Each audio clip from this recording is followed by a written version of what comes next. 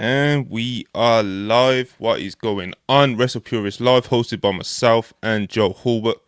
And the WrestleMania Night 1 main event is apparently set, Joe. AEW incoming, and there's been an outgoing as well. And I guess whatever else you guys want us to talk about in the live chat, you know, you guys can kind of drive this show. We're going to be hanging out for about, I don't know, like 90 minutes or something. You know, but first things first, as always, please like, subscribe, send any super chats, any topics, anything you want us to talk about. We'll get to them as soon as we can. Hope everyone's doing good, having a good weekend.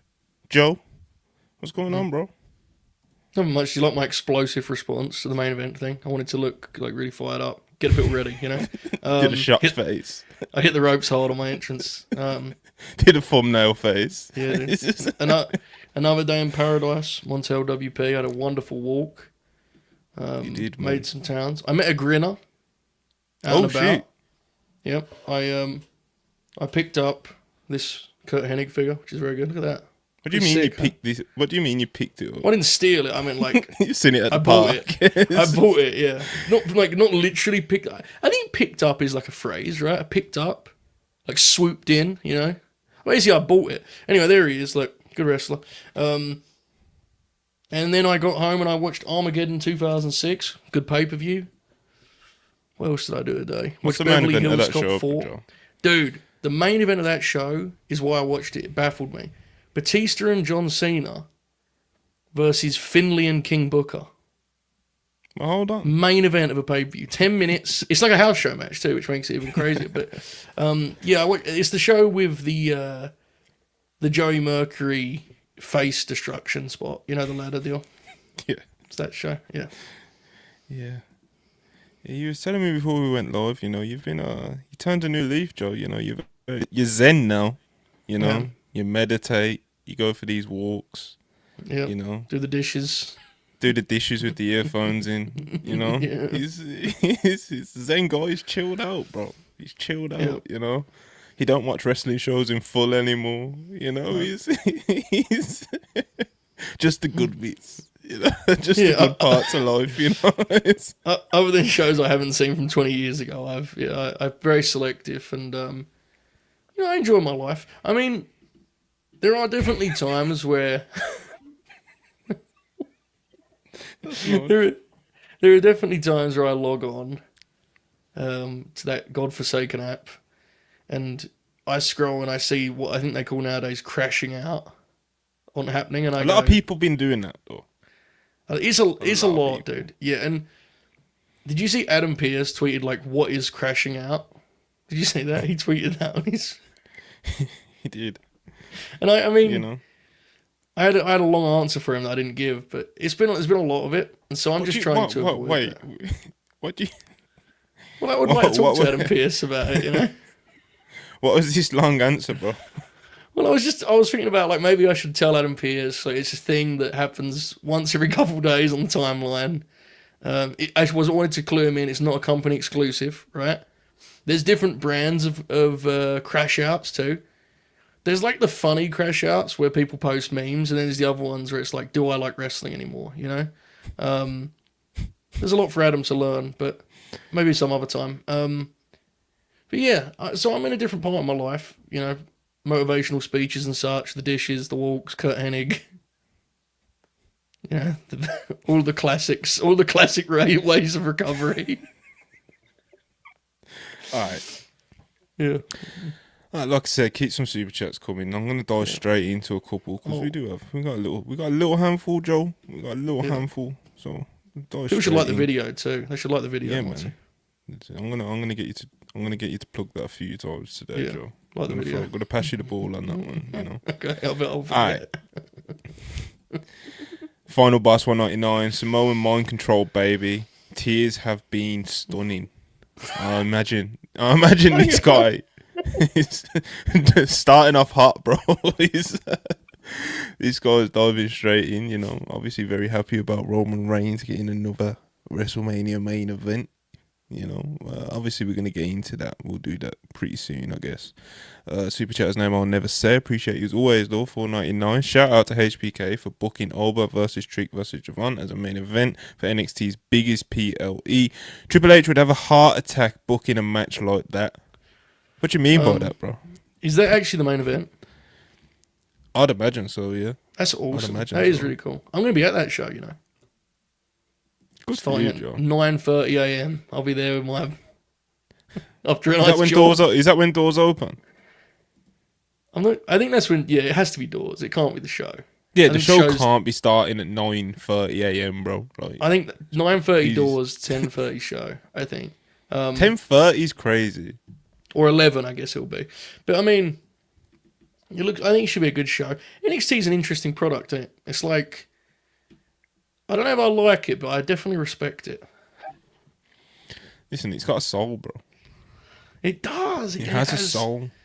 It has spirit. It soul. has heart. You know, it's good stuff. You know what you said, bro? Spirit, heart, soul. You know, didn't say good, No, but it has soul, bro. You being know? good's overrated anyway. Bro, don't get me started. Just look at my bank account. Yeah, it has life. You know, it's good stuff. Darren Walker, £5. Appreciate you as always, brother. Who should face Tony Storm at All In? Won't be Mercedes or Mariah, so I turn to Jamie Hayter at Dynasty or bring DMD back, and Megan should beat Tony too. Jesus. That's the thing though, bro. So like, that makes it a whole different question because if Megan beats Right. Tony, obviously Megan is the new champion, and that obviously changes how you may look at Tony Storm's All-In match. So let's go with what Darren's saying and say like, yo, Megan does beat Tony Storm. For the record, I've came to the conclusion I don't think that should be the Oh. move. But anyway, that might be a hot take. I don't know, but Yeah, let's just pretend Megan does beat Tony. What would you do with Tony at All In, Joe? So if Megan's winning, that would presumably mean that I guess you're going to Willow Megan, right, with a belt. So then Tony could work with. I think Stat would be an interesting option. Match wise, Stat's very compelling. Story wise, I'd have to figure out what that looks like. I guess the other X factor to tackle here, Monty, is Athena and Mercedes happening at All In, or is it happening before that? Right? Because Both. there was. Do you think it's both? Yeah. Both. VOW.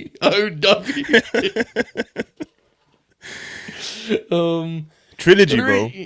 I mean, all things equal, I think Mercedes and Tony would kind of be the match I would do, but I agree with you. They're probably going to do that. So yeah, maybe Chris Statlander, but I don't think she should lose the belt to Megan Bayne, personally. Neither do I, man. And a lot of people do, Joe. A lot of people do. Our friends. It's not like crazy people or anything, you know. It's like a lot of people do. And I kind of get it as well, but it's like Tony's. She's like one of the top stars in the whole promotion, dude. That's right. Like, bro. There's still juice left, you know. Yeah, like she feels like maybe the top star in AEW, and I wouldn't be rushing to beat her right now. I think she's at the top of her game, so I'm not sure. I wouldn't switch the belt. And again, if they do it, I'm not gonna be like calling the police or anything. That should be kind of cool if they did do it, you know. Yeah, it'd be bold, yeah, but I don't think it's like a terrible choice, but I just wouldn't go for it personally. Tony does feel like the gal, especially after that match at Revolution as well, bro. Like, come on now. Yeah. But yeah, shout out Tony. It will be interesting to see what way they do play at Dynasty, but I do assume that it's just Tony. Tony probably is gonna go over because like they're already doing like Thunder Rose. Thunder Rosa was like teasing, you know, like a match with Tony, you know. So it's like, regardless of what you think of that, you know, right, it is a thing that they kind of hint at on Wednesday. So we'll see what happens there. Trixie, $4.99. Appreciate it as always. Feel bad for Io and Bianca, not Rhea. Come on, man.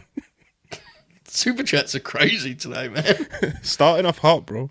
Yeah. This is the last one for now, though. But keep on coming, people, and obviously, like I said, we'll get to them when we can.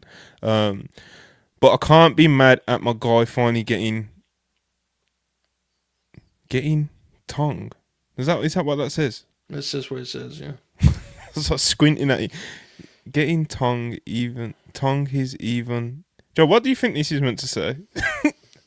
So I think we know like what the sentiment is, but what he's actually trying to say, I have no idea in terms of the letters. He says it's not Punk's. He says he's happy with Punk getting the main event, even if it's not his preferred way of getting it. But I don't know how that's resulted in Tong his. But I respect it, Trixie.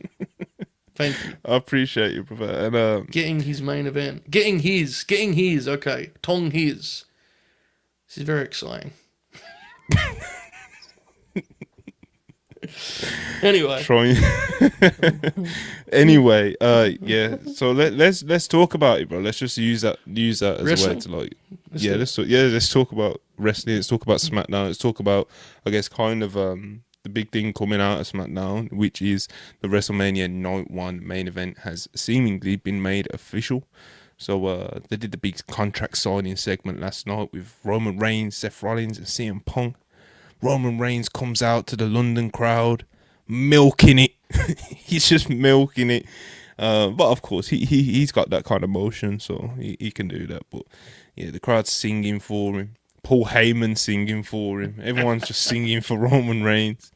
And you know, he basically just even on the mic, he's just milking it. You know, he's just doing wrong. He's just saying Roman Reigns things. Seth Rollins comes out and he's talking about how this building's special and how we did this and we did that, talking about all this Shield stuff and we did all these historic things and rare. And Roman Reigns is like, hold on a minute, we? Who's we? He's like, all that shit died a long time ago, bro. Like, I've changed the business. You've been here, but I'm the guy who's like, I've built where we are right now, you know? And Seth's like, oh, well, that mindset is why I have to keep fucking you over. And he's like, it's your fault that the worst thing to happen to this company is going to happen. I'm like, what's he talking about? He's talking about CM Punk. You know what's crazy about I thought about this, even in the moment last night watching SmackDown, bro, is that like Seth Rollins was like almost falling out with people like crazy against like anybody linking up with Roman Reigns at War Games and this and that, and he was like he was basically saying the same shit he was saying about CM Punk last night, like how could you let like the worst thing to ever happen to this company, blah blah blah, and then he was like saying that to Roman Reigns, you know, like going to Roman, like how could you let this happen, like, and it's just like, bro, it's Roman Reigns, like this is like the guy that you hate more than anyone, isn't he? You know, like what are we talking about here? But nonetheless, CM Punk eventually comes out and, you know, he looks at the contract for a long while, looking at it. Roman's like, yo, what's this guy doing? You know, hurry up, bro. We ain't got all night, you know. He's like, yo, Wise Man smarting him up.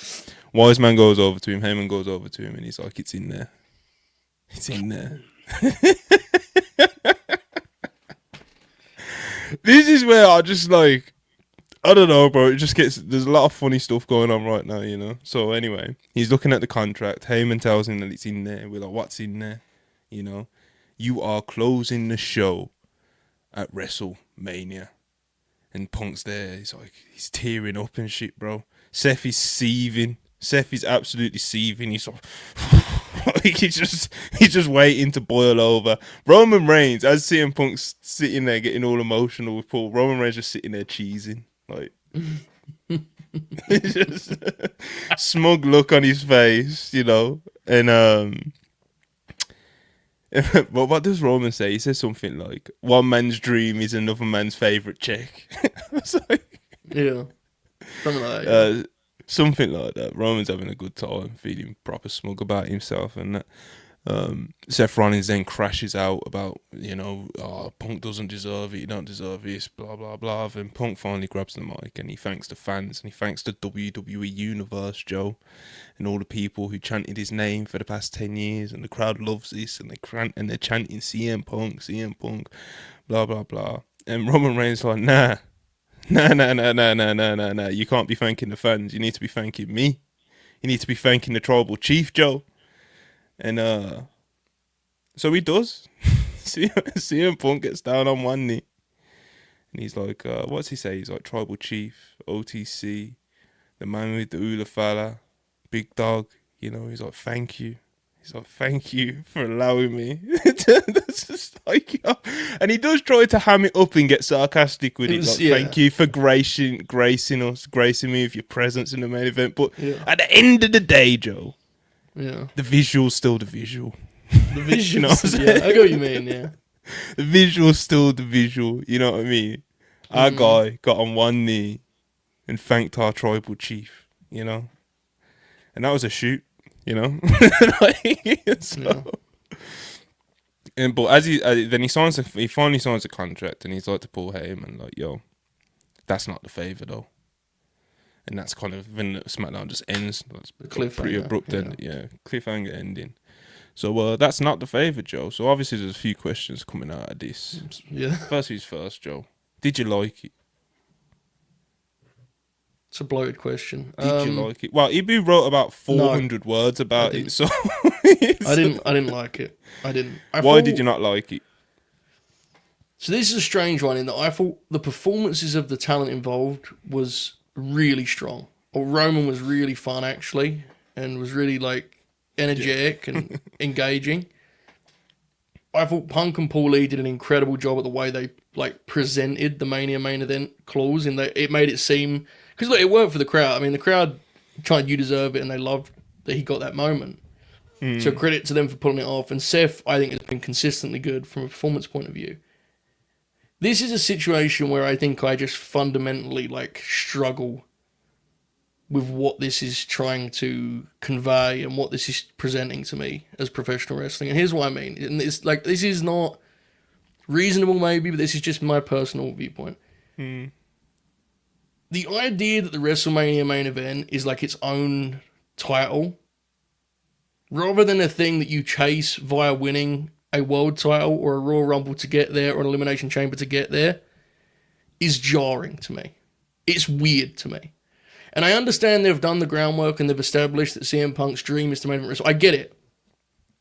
But as a babyface, to me, that implies he wants to win the money in the bank. Sorry, the Royal Rumble and go to the WrestleMania. It implies he wants to win the elimination, whatever. And instead, which he tries to do. Right, exactly. And instead, this was a clause in the contract. And I just can't, like, that's just wrong to me. I can't get over it. You know what I'm saying? Like, it's one of those, like, it's a hurdle I can't overcome. And then Seth has a line of, like, the WrestleMania main event is sacred. And again, I know this is the story they're telling, but, like, listen to the words we're saying here, man. You know what I'm saying? This is, like, I don't know. It's strange for me. I can't... And again, I thought the performances were really strong. And I understand it works, and I'm probably the odd man out in the sense that the O2 heard he was in the main event and said, they were with it, right? You deserve it. They were totally with it. But I don't know if I want my wrestling stars, my wrestling heroes, to be guys that are like wondering about their place on the card in this way. It's different to want to close WrestleMania as the world champion, but this feels like something that should be happening with like a boxing promoter. You know what I mean? And also, does Jey Uso and Rhea Ripley and Bianca Belair and Io and Gunther not have any issue with Paul Lee like just putting this in someone's contract? Like, Jey Uso won the Royal Rumble. We're never going to get a reference to it ever again because he can't.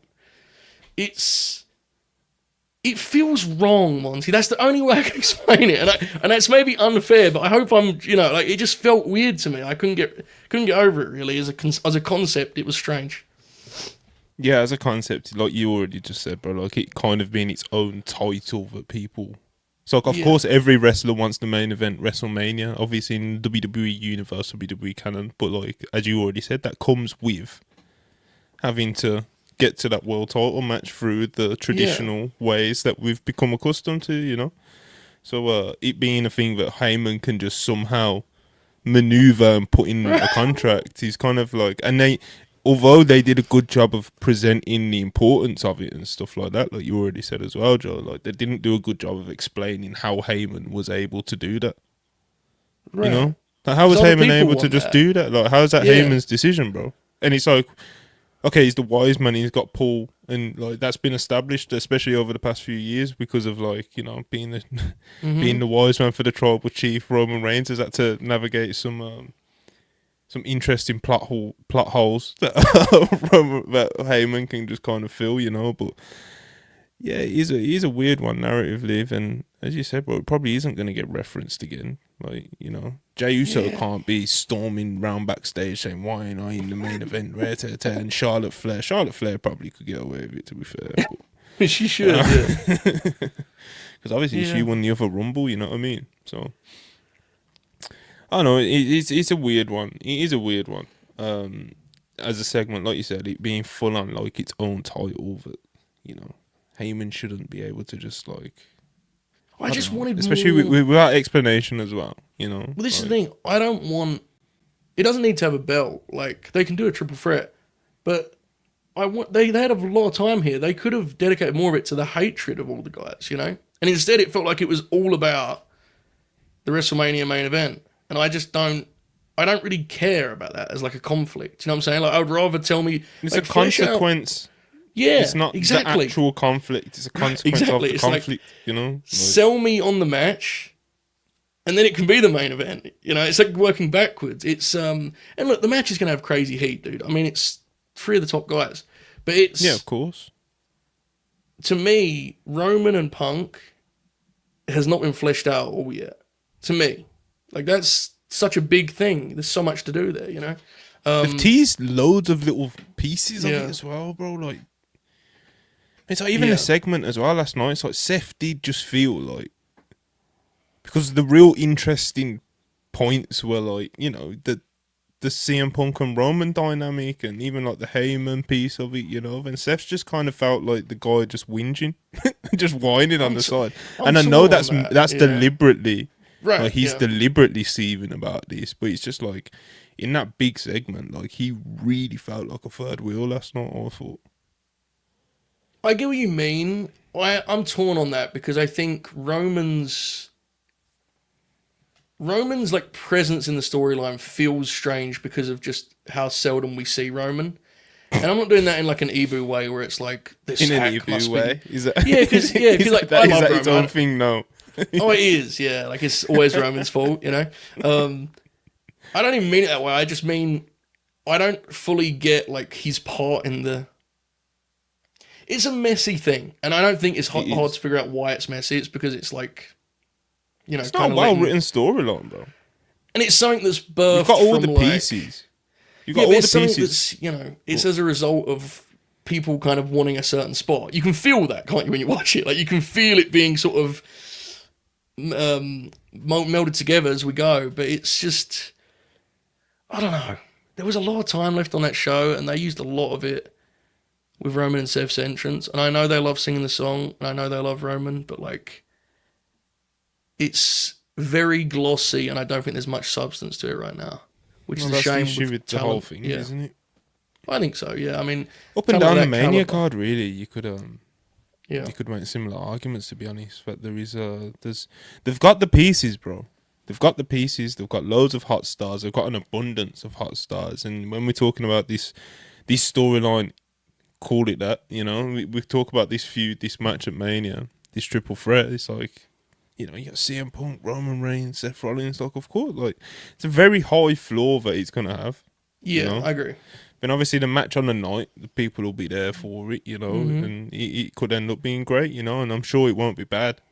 You know, again, that's got a very high floor as well, bro, because just how much the people will be into the characters, and obviously they all know how to work, so. But, you know, it's, it could do with a bit more fleshing out, and we're running out of time, Joe. We're running out of time, and like you said, Roman, it's like how, maybe Roman shows up every week, I don't know. You know, but maybe, but it's not even.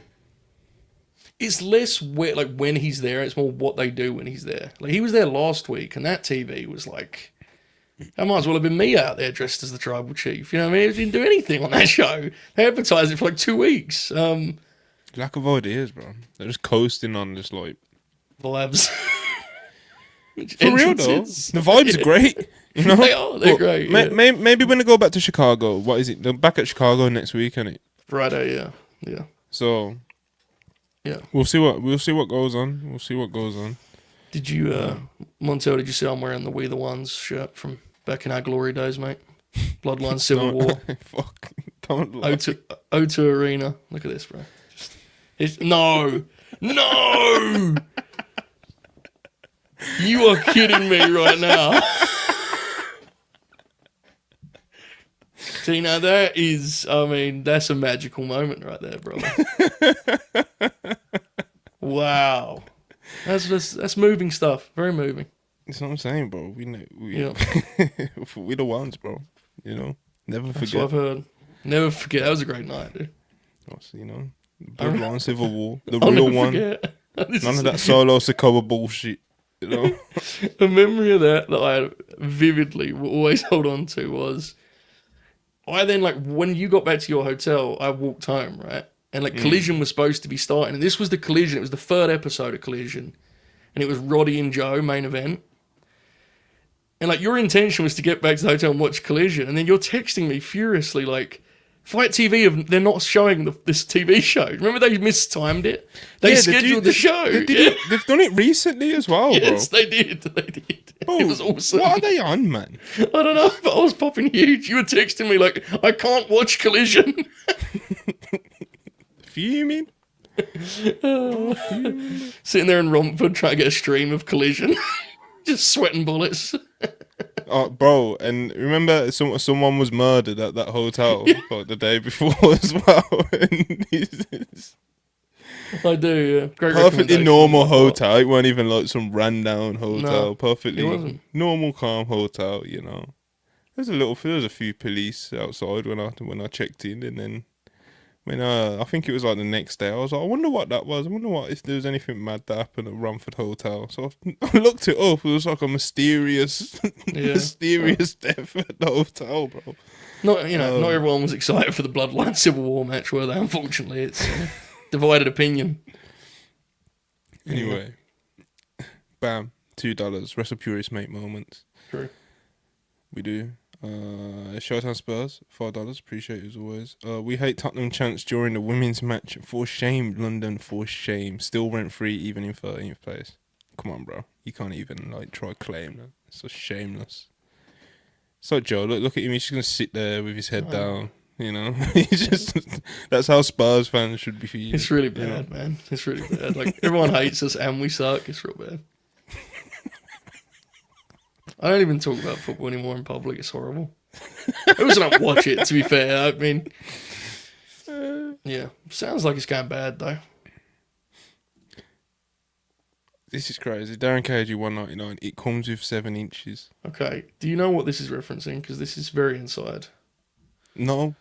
Okay, so bear with me. You know that Alexa, bear with me, the Alexa Bliss buddy that I was telling you about before the show, that really frightening toy they've made. I posted it on, I put it on the screen. I said, Manny, react to this for me. And in the top corner, it says the how big you can get the buddy. Like you can get 7 inches. And Manny said it comes with 7 inches, which made it seem like a very different type of toy. And we all popped huge, and then, Manny realised what was going on. But yeah, that was a very frightening moment on the show last night. Manny was kind of fantasy booking a doll-like figure. It was very sad. It's good to know he still has. Yeah, he was drunk still popping out quotes. I mean, he had a few drinks, dude. He was in rare form last night. A few Bud Lights. Yeah, just hanging with the boys. Patrick Hill, much love, 199. Shotzi and Bliss FC in the mud. Well, hold on. I don't know how I feel about this, Patrick. This is trying to drag us down. Yeah, I feel like you're kind of putting me in a team I don't want to be in. I feel like a WCW mid-carder in '98. Where am I going? I mean, I'm pretty. Look, man, I'll be real with you, and I'm going to Vegas. So like, this is me being sincere here. The Rumble was my, victory cigar. The Rumble, I had 2 weeks of people explaining to me no one was cared about Alexa Bliss anymore, and then she came back and got that reaction. I went, that will do it. I had a barbecue the next day. Had a great walk. Sun was shining. It was a February morning. I thought, I've won it here, mate. No, I'm not playing anymore. I've won already. So you have to wait for that, Patrick. It was a big window, bro. Like, It was, yeah. It was a great day. That's what it's all about, bro. Yeah. When they call you crazy. And, the proof's in the pudding, bro. Anyway, Yeah. So yeah, WrestleMania Night 1 main event is apparently set, and I don't know, man. There's been a lot of people have been like, oh, it's not, it should have been this, it should have been that. They don't deserve it. It doesn't feel earned. It doesn't feel this. And you know what I realised, bro? When you know what it is, Joe. You know what I'm gonna tell you. Mate? What's that? People talk about, oh, it didn't earn it. It didn't deserve it, bro. None of these builds have earned the WrestleMania main event thing. Oh, baby. You might as well just pick a name out the hat at this point. So obviously what WWE has done, Cody Rhodes and John Cena are going to main event night 2 because just like obviously, But even that build is just like, but obviously John Cena and Cody Rhodes are going to main event night 2. It's just one of those things. Then with this, it's just like, obviously Roman Reigns is going to main event night 1. But none of these builds have warranted WrestleMania main event, and none of them have like enough juice behind them or anything, So it's like probably had a better argument last year with Bailey and Io or something, and you had no chance because Dwayne was wrestling. Do you know what I mean? So it's like, yeah, I understand if you wanted to see whether it was the women's triple threat, whether it was Jay and Gunther, whether it was even if it was Tiffany and Charlotte, Charlotte did win the Royal Rumble, whatever, whatever you wanted it to be. None of these builds have earned a main event, so I don't really get fully like being mad over what is main eventing when they've kind of just done the obvious thing of just leaning on Roman Reigns, John Cena, and Cody Rhodes. So like, yeah, it's just that's where I'm at with it. I don't think any of these are like, none of these builds or none of these feuds have enough juice to be like, oh, this match is getting robbed at the main event. None of them have quote earned it. Yeah. So that's where I'm at, Joe. I don't disagree with your point in the sense that I do think and it's subjective, but from my vantage point, I do think people are being a little bit generous to the other triple threat build. To your point, I think some of that's been really sloppily done from a writing point of view. I will say though, like, the belt does matter to me on a certain, when you're splitting hairs, you know, and I do think this would be an easy opportunity to give the women that main event spotlight, in the sense that, for the reason you just said, honestly, right? Because there's not 101 contenders. I never believed for a second Roman wasn't main eventing. That doesn't make it right. Neither did I. Yeah, we talked about this before. We were both Yeah. like fully convinced he was main eventing. I think the women should main event. I'm not going to pretend it's been an electric, you know, build thus far though, because neither of them have been. I think part of the frustration is the sort of how flawed the mindset is of, you know, like Triple H's press conference answer where he kind of did if the women deserve the main event, they'll get the main event. You know, that kind of deal. It's like, it's a self-fulfilling prophecy, right? In the sense that it's like, 100%. It's not, you know, it's based on what you give them, right? So it's a very flawed mindset because you're the booker, right? Exactly. So exactly, I think, that's the main of it. It's like, what are you talking about? You book it. Yes, exactly. They're not racing from the same point, right? So I think I get the frustration, and I co-sign some of it in that I do believe, like, it would be a good spot to put the Rhea and Bianca match in the main event. I agree with that 100%. Yeah. Like, I agree with, like, I guess if you put a gun to my head, like, what should main event? You go with that, right? I'd probably, like, what would I like to see? I'd love to see the women main event because, you know, it's just cool. And, you know, but like I said, none of them are like, they've completely earned this main event with this great storytelling. Right. And with the women, especially, it's like, it's not even on them.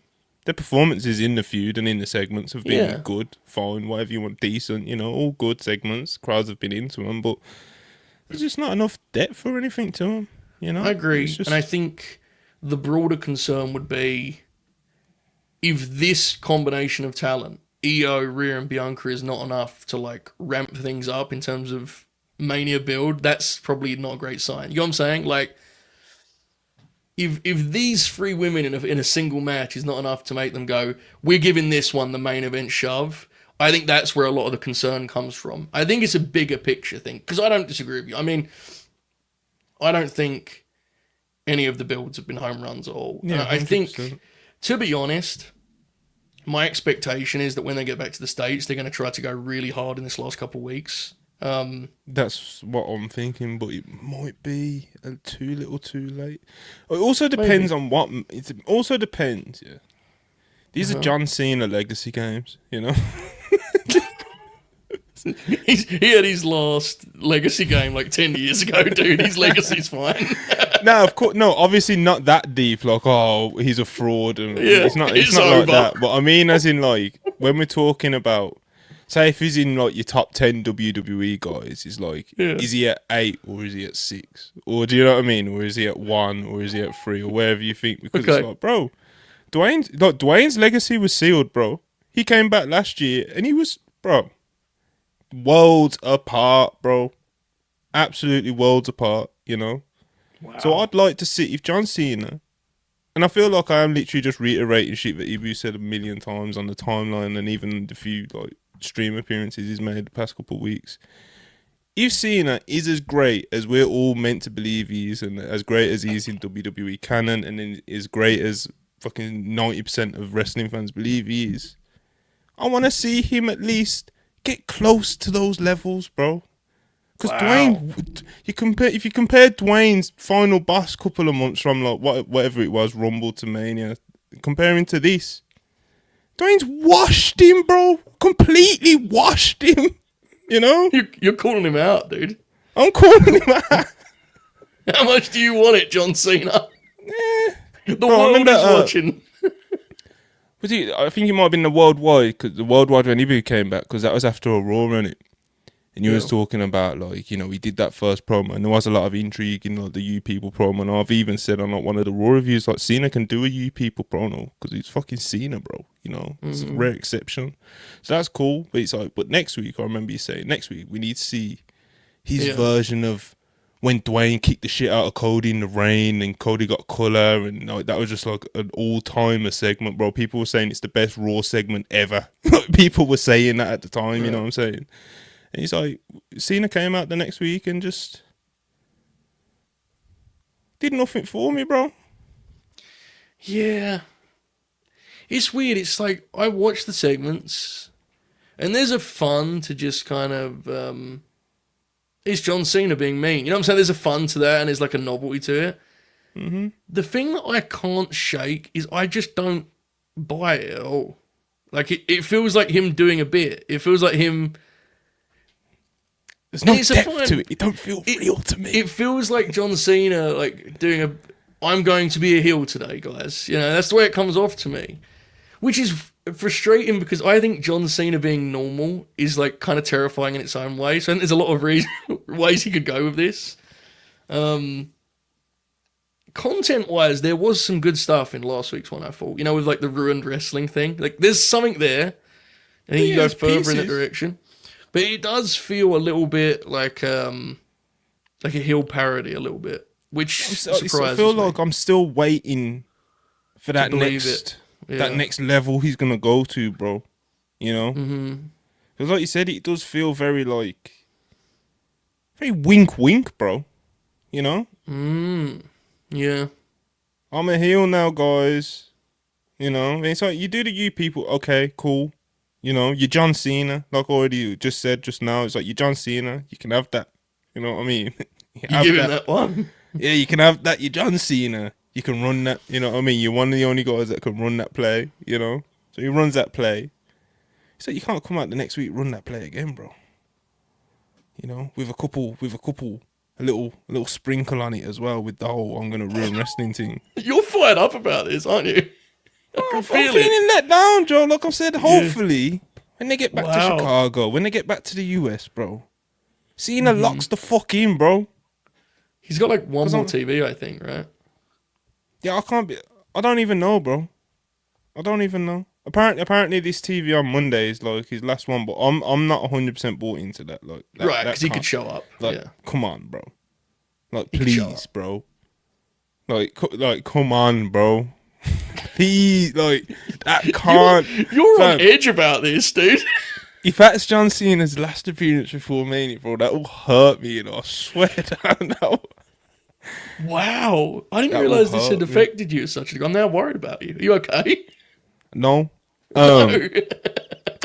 Listen, Cena turning heel, it's a sacred thing, bro. You know what I'm saying? We're talking about sacred WrestleMania main events, rare tear. So John Cena turning heel is sacred, bro. Years in the making. Finally it happened. The angle was... It was cinema. It was, you know? Yeah. And then... they're just kind of pissing down the legs, bro. You know? What are we doing? I knew this was going to be good when you started with, if he's in your top 10, he could fall from 6 to 8. And I thought, oh, this is going to be incredible. Because I saw you doing like your imaginary list, you know, like figuring out where he was at. I get it. I understand it. I think it's thus far, I think it's been cute and it hasn't gone beyond that for me. I also have issues with like I feel like Cody should want to punch him, but I don't know. There's a lot of guys talk to each other for a very long time in the wrestling ring nowadays, Monty, you know? No. And we're supposed to like that in itself is like a thing. Yeah. That's kind of what I hate, bro. You know? I don't know, you've said this for like pretty much as long as I've known you, you know, the whole like face-to-face promo, you know, it's just like, I resent that idea. It's just that they're always... the length of... What's tough about it is if you could edit it, you'd be... like, the one they did on SmackDown last night with Randy and Cody. Dude, Randy was... His delivery in that segment was incredible. Like, Randy was great in that segment. It was also 25 minutes long. Like... It's a single scene, you know? I mean, they're talking to each other the whole time, and it's just... I know the crowd's singing, and I get it, but yeah. I feel like Cody should want to really beat John Cena up. They put the boots to him at the chamber. Yeah, it's like, it's not even... He don't even come out there with an energy like he wants to. No, let's talk Do you know to what I mean? it. It's like even I do think in general, Cody has been presented and came across pretty well. For sure. Other than Yeah. like he doesn't really feel like he needs to get that lick back. Like, yeah, you got your match with him, bro, but it's like, you know what I'm saying? It's like Mm-hmm. Cena came out and he did his You People promo. Cody comes out and Cody, you know, he walks to the ring and he does his whoa, and it's like, you know what I'm saying? And it's like, Yeah. there was a part of me that thought he was gonna like come storming out there, you know, Well, to that security point. and that.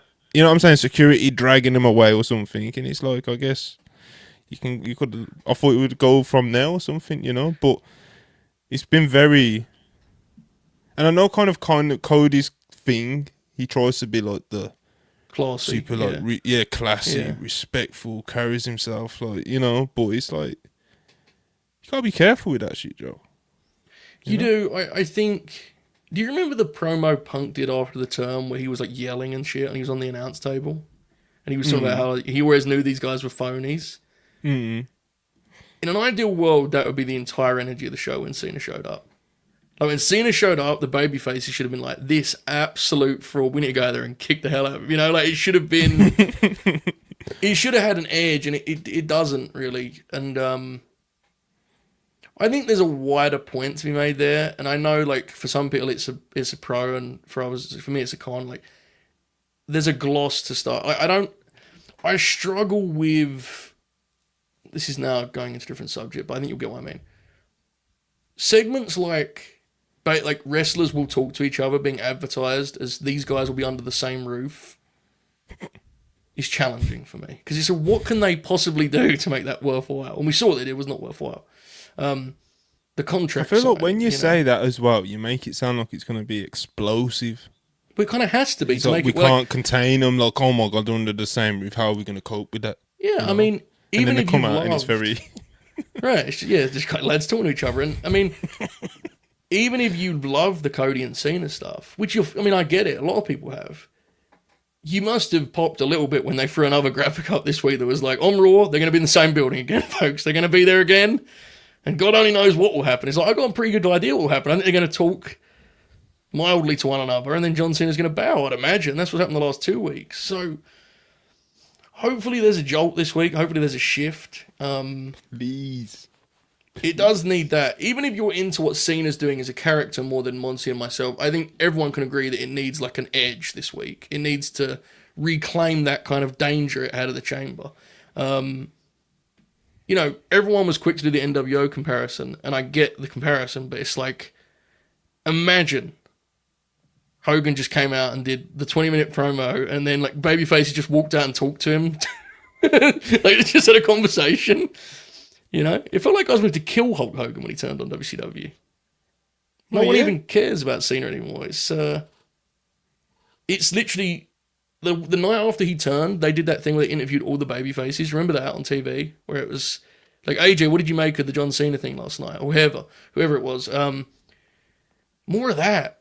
That makes things feel connected. Currently, it feels like Cena and Cody are off in a separate land, which is weird because Cena should have betrayed everyone in the locker room. So. It's very sanitized, is what it is, Montel. Telling you, bro. We need some depth. We need some edge. We need some.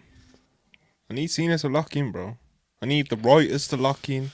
I need even Cody, bro. You know, no, like I said, I think Cody's came across great in this, but it's like, you know, yeah. I'm not saying Cena needs to now just carry the feud, you know. But obviously, he is the main star of this thing. So, what do you want from me? You know, that's good. I knew you were feeling fired up there when you leaned in, and I was like, oh yeah, here we go. Doing top 10 lists. Someone needs to bleed, bro. You know. Yeah. We need also the elephant in the room here is like, what is The Rock actually not going to be mentioned again? Like, what's The Rock's part in this? You know. I don't think he's been mentioned again, bro, because Pat McAfee's mentioned him more than Cena, and he wasn't even here the first week after the heel turn, so that's it. You know, he has to show up. He has to, because otherwise he's just like He's parting this. It makes no sense. You know what I'm saying? It's it's just bonkers. It's insane that we're not sure he's gonna a part of the story anymore. He was the story. What do you mean not sure, bro? I'm leaning towards not. Exactly. It's even crazier. It's bonkers. Like, maybe he'll be there on the night. Maybe. The hook for Elimination Chamber was like, will Cody accept Rock's offer? He's a big part of the story. I've seen it. Listen, the thing is with Dwayne, bro, and you know this. You probably know this better than I do. You know? Well, yeah. He's a dangerous man, bro. He's very dangerous, yes. Dangerous. He's a dangerous man, bro. He's an odd duck. He keeps the writers up at night. Not even just in WWE, bro. Wherever he leaves his traces, you know? Yeah, he's a very scary man. Marvel, you know, or DC or wherever DC, the fuck he is, you know? He's a dangerous man, bro. He's a dangerous man. Man's talking about Travis in the chat, bro. He's probably not. We're not seeing him again either, bro. Well, yeah. Yeah, I don't think we see Dwayne again, bro. I don't think we see him. That's really bad, dude. It would be better if they were referencing him and he was sort of this figure out, and you know what I'm saying? Like this sort of puppeteer. Instead, yeah, like this evil force that looms over WWE, and the idea that he's just not mentioned power. Again. The higher power, yeah. The exalted one, Dwayne "The Rock" Johnson. The idea that he's just not mentioned again is like bizarre, but I guess that's the power of Dwayne. Bro, I'm telling you, he's dangerous man, bro. Yeah. Dangerous man. Those Hollywood contracts, you know what I'm saying? He's puts all kinds of clauses in them. He just does what he wants, bro. He's got power, bro. He's a dangerous man.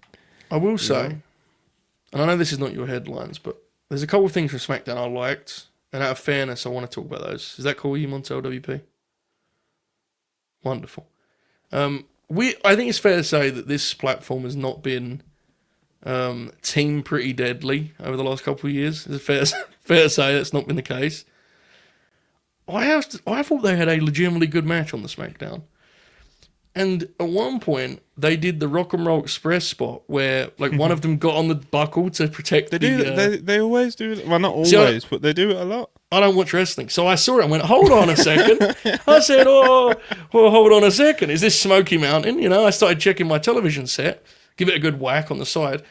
I liked that match. I thought it was a good wrestling match. I think actually, my conclusion was their work seems to fit more as baby faces to me. Definitely. Yeah. Because they're a little bit light, but as baby faces, they can kind of come off like underdogs, you know? It was a good match. Street Profits are tremendous, but I like that match. So, did you like that match, Montel? Nice match. Didn't go too long either. You know, I'm always a fan of that, Joe. You know, they had a nice match. Nice first defense for the Profits, I think, as well. London, obviously, the crowd was nicely behind Pretty Deadly and stuff. And I'm like you already just said, bro. It's like, no, I'm not the biggest fan of Pretty Deadly by any means, but I've never thought they were like terrible workers. Like, they know how to work. Mm-hmm. You know, I've never really been like, oh my god, they're absolutely terrible. They're falling all over the place, the botch, and they're terrible workers. Like, they can work. It's just, you know, not someone I've really thought of. At the same time, I don't think they're like great workers, you know. Yeah, I've struggled with their work a little bit, like, because they're an act that I want to like, because they feel like an old school heel team in a lot of ways, you know, the shtick. But I didn't love their matches, so I was happy I liked this. The other thing I want to talk to you about, we got a situation with Jacob Fatu, brother. Because I'm telling you, if I was a babyface in the mid card right now, I would be thinking, I do not want to work with Jake. He's too cool. His moves are too cool. He is too cool. He's explosive. He's dangerous. He's probably my favorite pro wrestler right now. And he doesn't even really do much. If you actually looked at the matches he's had in WWE, he's probably hit like 40% of his capabilities, if we're being real. He's so cool. And it isn't a me thing, it isn't a you thing. It's the crowd are with us on this. They love him. So the challenging thing is, do you just go with it and turn him? Because that feels crazy in some ways, right? Like, there's so much money with him as a heel, a main event heel. But I don't know. The people love him. They do. He's one of the favorites, so straight up, bro. They love see even when like they pop for him backstage segments and stuff. They pop for his promos backstage, and obviously when he's out there in front of the people, he's always doing something crazy, bro. You know what I'm saying? So, they're always popping for it, and he'll be kicking the absolute shit out of a baby face, and the crowd will just be like, "Hell fucking, yeah, like." So, it is definitely a challenge. I think the answer, like, when you bring it up, my mind goes to, I think they need to go to that Roman match like soon. You know, because you said like if you're a baby face in that mid card, keep Jacob Fatu away from me, bro. You know what I'm saying? LA Knight last night, man. London was ready to turn on LA when he was brawling with Jacob. That's how cool he is, you know. Yeah, so it's like you need someone with real power, bro. You know. Yeah, Roman's got Rome, big Rome. Bro, it could have worked as a Mania match. Definitely. I think it definitely could have worked as a Mania match. What you would have done with the pieces that would have been a consequence of that, obviously, I don't think Punk and Seth would have been like the thing to do at Mania as a singles, you know. But I'm not sure how the pieces would have felt if they did go that way. But I think when we're seeing what we're seeing with Fatu, especially like things like last night, it's like they probably could have done that, bro. Yeah. They probably could have done Jacob Fatu and Roman. It's weird, it's not one of those things where it's like, oh, it's too soon for him. Listen to him. You know? Yeah. The other thing with that is it's the kind of natural... It felt like the natural conclusion to the Bloodline angle. Whereas now, because they're not doing that immediately, the Bloodline angle is like petering out in a way that I don't think we expected, in the sense that whether you like the Bloodline angle or not, I think it felt like it would always be really significant on the show. Whereas right now it's diminished to the point of just like Solo and Jacob infighting in like backstage segments. You know, it's felt... Yeah, they need to just get over that. Yeah. You know, it feels very diminished. Jacob kill him. Yeah, have Jacob kill him, or whatever it is that they're going to do. You know, what side does Tama fall on, whatever, you know. Yeah. And then you go from there. But yo, Jacob Fatu, there's these mid-card baby faces are fucked. They're in big trouble. They're in big trouble.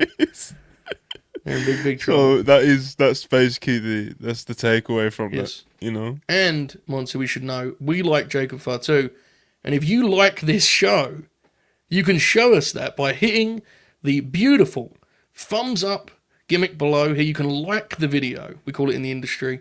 Very, very exciting time to like videos on YouTube. Go do that for us, folks. It helps us out. Yeah, man. We need it. It helps us a lot.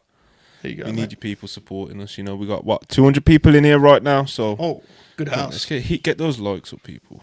Yeah, man. Begging like I was begging for John Cena to lock in. That was good shit, dude. A couple super chats. JJ 99 Czar, appreciate you. Roxanne getting that Lyra treatment, huh? A promising start, and then will not be seen in months. I'm a big fan of like giving your take in that way, like asking it a question with "huh," you know, like you gonna prove me wrong on this one, Chief? You know.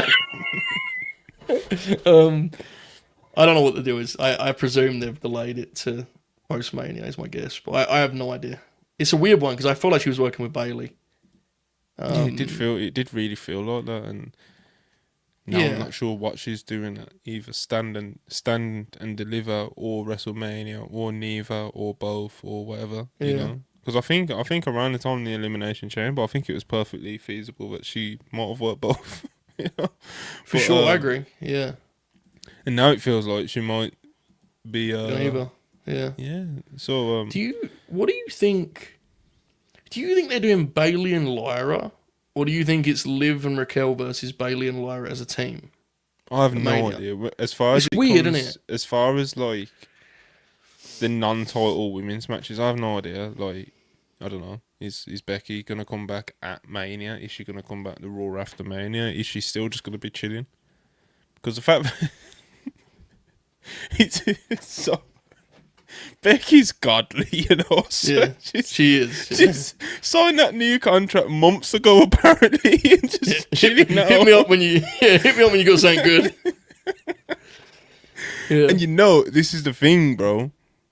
You know she's making crazy money as well. It's Beast. Becky Lynch. It's Becky Lynch. People were talking about, Mercedes Moné, one of the highest paid females, or the most highest paid female, and she signed that contract, like a year or so ago. You know?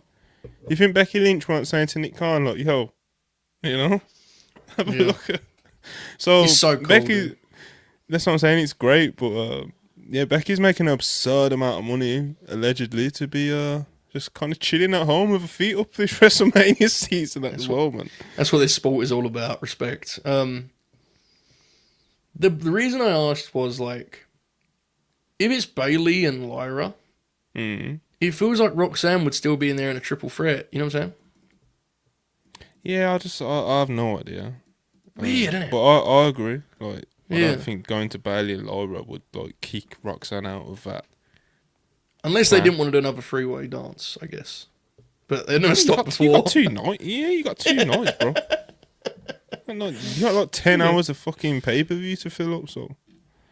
I will say, while talking about the women's division mid card, what is they call in the new Chelsea Green act? It's a good act. I have to give that props. The Secret Hervis. The Secret Hervis is a good act. I have to say. Now, It is. I don't know for how long they're going to want to wrestle in that gear, but it was a good thing to get over. You know, like establish it. It's good for the action figures and the video games. It's good shtick, dude. And I think Chelsea needed that because she's not someone you want to be like winning matches with her finish, you know. So you need all these, you need bells and whistles and such. So I like that. It's a good act. I wanted to call that out. Yeah, I'm a fan of Chelsea and the Secret Hervis. Yeah, Secret Hervis. Hey man, they're doing their thing, bro. They're doing their thing. It's a good name, man. It's over, bro. You know. Obviously, hopefully that tag team can kind of get a bit more traction and stuff, so the crowd isn't just like chanting for Chelsea the whole time and chanting if you hate Tottenham, you know, and stuff like that. So hopefully they can actually turn this into a little bit of juice for themselves. You know, obviously Chelsea will always be the start of the show. You know, they're Chelsea's Secret Hervis, obviously. You know, For sure. I think the better target, while you're not wrong, is we got to figure out this babyface situation because the never open weight trio of Zelina, Casey, and Caden is, and I like all of them as talent, and I actually think as a team they're fun. From a television point of view, they are like dead. They was on TV. I couldn't believe they were on TV last night. I haven't seen them. It felt like in so long. I'm sure I have, but I just forget these things. Really bad at booking mid-card babyfaces. They're just not around. You know, it's, Well, there you go. That's the thing. It's, Got that's no the worst juice, thing. You know? It's if you're a star, you can miss time and you actually get more over because people miss you. If you've never been given like a push, you can't just be off TV. It kills you, like outside our mind, man. And I think Zelina is again. I get why they're trying to use Zelina. I think they should use Zelina, but you have to figure out what you need. People that can bridge the gap. You know, you need people that can get folks more over. You can't just kind of here they come and just throw them out. I mean, poor Mia. Every week. Every week, dude. Story of Mia Yim's second run in WWE. Yeah, it's Just throw it's her crazy. out there, bro, hoping that she can. And on like 1 or 2 occasions, she has been able to get something out of it. You know, just being kind of thrown out there in a match. You know, but She was good in the match on last night's show. she's good in most of them. Yeah, It's it's just you need There's no juice. no exactly, and it is hard, right? But you gotta change it because it's right now. Babyfaces are really struggling in the sense that the reaction they're getting, they're digging themselves out of a hole. If a heel doesn't have heat or whatever, they can cheat. If a babyface is not getting nothing out the gate, it's really hard, man. I mean, unless you're like a super worker, it's hard to get the people to have sympathy when you're selling for, you know, Piper or whoever, when they don't care about you. It's impossible. Well, I like the Secret Herbs. Yeah, we just need some more creative babyface booking, a bit more focus, a bit more Just a bit more commitment to actually giving them a chance to actually get over instead of just, Yeah. oh, well, we put them on TV for a few minutes, you know? Because it's not working. It hasn't been working, and it's not going to work, you know? So it's like, it just feels super complacent, you know? And I think that's the thing that, I feel like that's the overall feeling I'm getting of kind of this WrestleMania season. And I know what you was just talking on is kind of more broader picture than just WrestleMania. Yeah. But yeah, just I feel like that's just kind of something that's been at the forefront this WrestleMania season. It's just kind of complacency. It's like you've got all your big stars in like kind of big positions, and you kind of just sitting on. Obviously, we were just talking about Cena, and we were just talking about the Night One triple threat with the men, and even with the women's triple threat as well. It's just kind of like we want more depth out of so many different things. You know, and it's just kind of like WWE know they're going to be selling 10,000 tickets to all these TVs every week. They know all these super overstars. Like I said, they've got overstars in abundance at the moment. You know, they know they're going to be over. They know they're going to chant. They know the shows are going to be relatively hot. And it's like, you know, so we're getting a lot of kind of 6 out of 10 effort. You know, Yeah. It's honestly why the Naomi stuff has stood out so much, because it actually feels like whoever's behind the Naomi promos and presentation has like an actual vision for it. You know what I'm saying? It feels like they have an actual, I want this how to go, and I don't know who it is. I have no idea. It doesn't matter. The point is, she's doing a really good job from a performance point of view, but you get the sense, okay, there's an idea what they want her to come off as here. And it's actually quite challenging for a wrestler to convey what she's doing. I think she's doing a really, really good job, because, to be honest, in worse hands, this promo she's cutting would be quite bad. And she's actually nailing them, I think, to be honest. So that stands out as a result, but we'd like to have more of that effort across the board, definitely. Bridge Nation, £2. Appreciate you. The Yeet Nation can truly hold not main eventing. Hold on. Now listen, main event Jey Uso is a spiritual thing, guys. It's not... It's always has been. It's a thing you feel in here, you know. You either get it or you don't, you know. We're not closing shows, but we feel like main eventers. That's the life of the Yeet, I guess. We the ones, bro. We the ones. There you go. You know what I mean? Yeah. We the ones. You know, Jimmy Uso's gonna take it to come from Monday. Okay. I love we the it, ones, bro. Did you see the lore about that, by the way? There's headcanon about it, and I actually think it's real. I think this is actually what they were going for. There is a belief that Jimmy has purposely got himself in this situation knowing he's going to get killed because it will fire Jay up for WrestleMania. And I believe this is actually what they're going for, and I am all in on this as an idea. Like, he slapped Gunther thinking, this is going to be really bad for me, but Jay needs it right now. He needs to see Apollo die, you know? Rocky needs to see Apollo die, man. Bro, he's I said this after he won the Rumble, bro. Like, Jay's probably one of the best like written characters in wrestling for like the past 5 years. You know, the amount of depth. That's why it kind of and I know a lot of it is just kind of I don't know, like baiting, trolling or whatever. But like, it does kind of annoy me when people like kind of relegate Jay to just a catchphrase, and it's like, bro, there's been a whole 5-year journey. Do you know what I mean? Of, like, I agree. And people have been with it the whole way. And it's like, yeah, I understand if you think you shouldn't have won the Royal Rumble or whatever, but again, it doesn't mean that you have to relegate it to being just a catchphrase, because it's like, bro, he was already on this trajectory before the Yeet catchphrase caught on. But yeah, of course it's accelerated it because, bro, like he told you in that interview last week, bro, the buildings shake when Jey Uso makes his entrance, you get me? So it's like they've obviously decided to do something with it. That Jey Uso quote that was on the timeline the other day as well, by the way. Yeah. That's our guy, bro. You know? I'm a big fan. I still think, and maybe it's pure delusion, it probably is, but like I still think that match is going to be a real hit in a stadium. I'm convinced of it. I'm not wavering on it. Like, from day Gunther's one, so good, and Jay's so over. And wrestling history would tell you that those two, a heel that's really, really good and a babyface that's really, really over, regardless of how good they are. And I'm not even, you know, on the team of like Jay's terrible. I don't think that at all. He's definitely got loose, certainly. Very, very loose. Like I watched. That's our guy, but you know. Yeah, you got to call it easy. I mean, I saw a clip of him working someone in the Thunderdome the other day, and it was like, dude, it was night and day. You know, not that he was out there looking like When he had a chip on the but shoulder.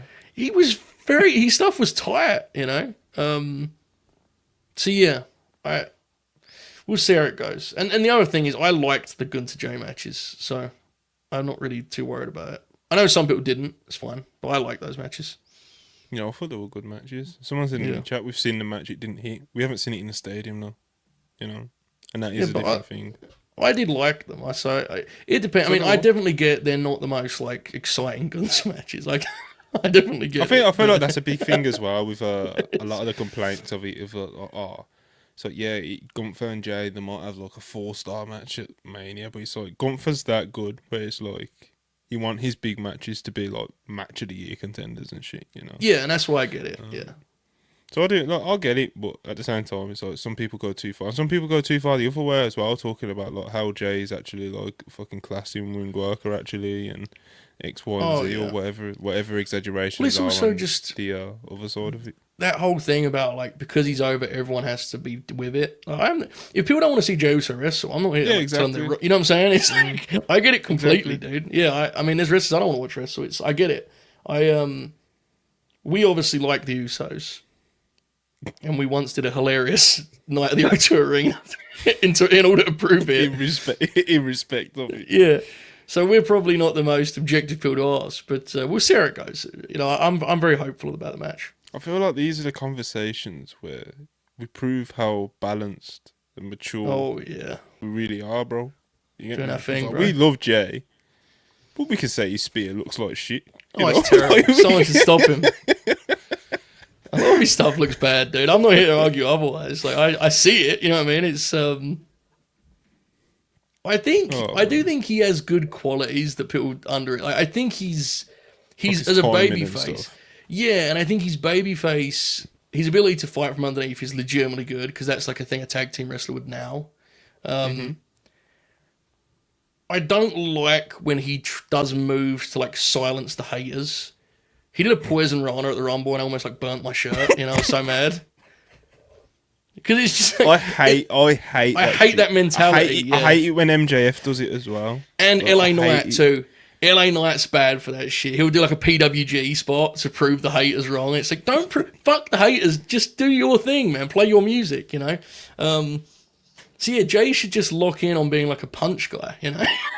Jimmy's a chop guy now, you know? Yeah, Jimmy's matches are insane to watch. Like, he appears to be participating in a different sport, you know? It's just... It is like... Working the Miz. Because his matches are over. But you kind of watch him and go, he hasn't really done anything yet. He just kind of walks around and the crowd likes him and his gym. And Joe Tessitore keeps saying, Big Jim does this and Big Jim does that. And then last night they did this match. They did like 6 minutes of heat. I'm sitting there, my eyes are wandering. I'm just trying. Jimmy Uso won. He just won in an instant. I couldn't believe it. I mean, I don't know what kind of match they were mulling over there, but The Miz was dominant in the meat of the match there. I mean, really put it to old Big Jim. Hell of a contest they had there on SmackDown last night. Yeah. Fucking boring is what it was. Yeah. Anyway, Super Chatter's name I'll never say 199. Naomi and Jade has been the best storyline, high key.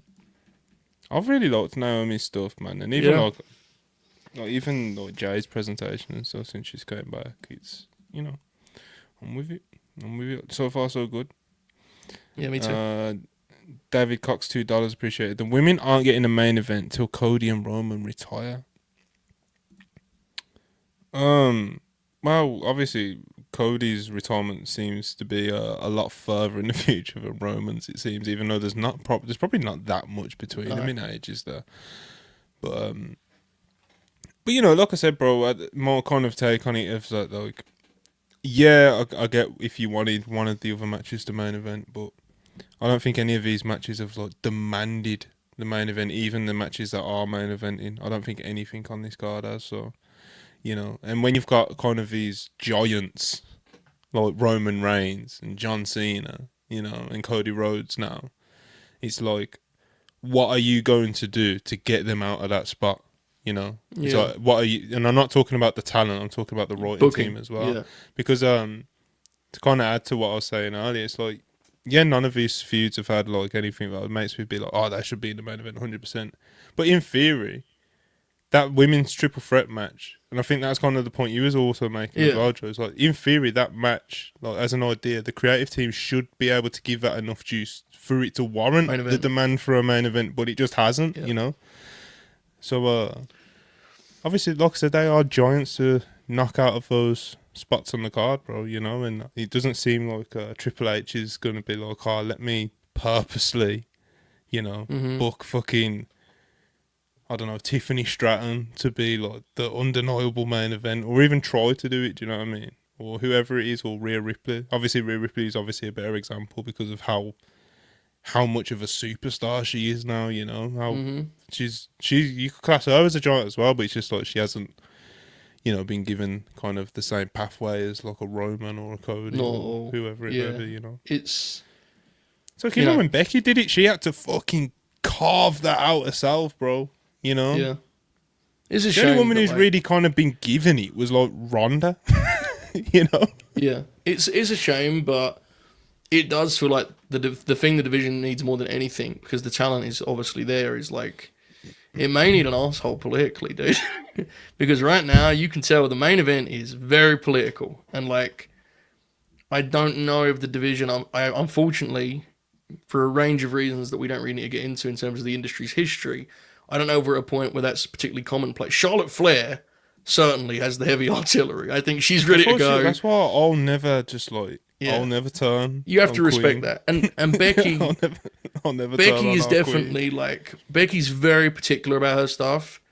And I love that moment Becky and Trish had at the pay-per-view in 2023, where you know when they got pulled from SummerSlam and they wrestled the next month in the cage, and they had that match where it was like, it doesn't matter if we die out there, we will have a great match tonight. Like, we refuse. And I love that stuff. And let me be clear, I'm not criticizing people that aren't political. People need to do that, you know, whatever anyone's comfortable with is what they need to do. My point is, if you look at the players on the top of the card, it's very obvious that there are a lot of mouths to feed. And I think, unfortunately, there needs to be sort of a renegade in that division, perhaps, that has, you know, because someone like Becky's probably like, I've done it, right? I've been there and done it. I'm fine. So it probably needs that. Yeah, now again, that isn't fair, because it shouldn't need Bianca Belair to be like, give me the main event, you know? Like, it's not how it should work. Unfortunately, it's how it does work, because wrestling is wrestling. Yeah. Yeah. Rhea's an interesting one when it comes to that, because she could potentially have like a lot of power. You know, yeah, man, massive star. And from all things that you kind of hear around, is that she's very kind of just like chill, you know. So, you know, takes time. Yeah, she's still young, right? She's very young. She's like Irish, I think, isn't she? I mean, she's to me like, she could be the top star. 28 years old. Yeah, 28, man. I'd say she could be the centerpiece of that company. But she needs to be given the tools to get there. Rhea should pretend to want to go to AEW. Could you imagine? Do some retweets and stuff. Yeah, do some cryptic stuff. She just switched on, didn't she? So. Yeah, it's. I think Rhea is like, to me, should be kind of the centerpiece of a lot of stuff. And here's the thing: no one out there is going like, man, Rhea Ripley's underutilized, because it sounds insane, right? She's like super protected. It's not that her booking, it's more, I think she could be more central to like the lead attraction of the show, would be my. She's less central than what she was. Which is the weird part, yeah. That's the part that's, it's strange, because I think she should be wrestling like all the time in TV main events. She hardly wrestles. Yeah, it's kind of like I said, she's less central than when she was in the Judgment Day, you know. Yeah, where she was like, it was like, where she had Dom as well to kind of go. That helped with promos too. Yeah, that helped a lot with 100%. Promos. Because that's the one like thing. Rhea ticks so many boxes. Her promos are still very much, it's very up and down, right? It's like, sometimes you watch a Rhea promo and you think there's real progress there, and other times it's very much like a catchphrase rotation. I would love for them to really try and figure out what her style should be as a promo. You know, like really nail that down. Like, who is she as a promo? Because sometimes you get mixed. And I'm not saying people can't have range. Sometimes I think they lean on how popular she is. And I get it from a week-to-week basis. That's a smart thing to do. But in the big picture, she's 28 years old. Like, you might want to think bigger and think, how can we complete that last hole in her game, I guess would be the way I put it. Yeah, she's like you said, she's got enough power, you know. She's got enough fanfare to definitely be someone that could be literally the central person in the company. But we'll see. we'll see. Ryan $2.79 Canadian, appreciate it. If Fatu gets night, Solo has to cost him. I mean, I guess. God blimey, Ryan. God blimey. Oh dear. I mean, I think you're right, but God almighty. God dear. We'll choose them $5. How much you bet they're going to do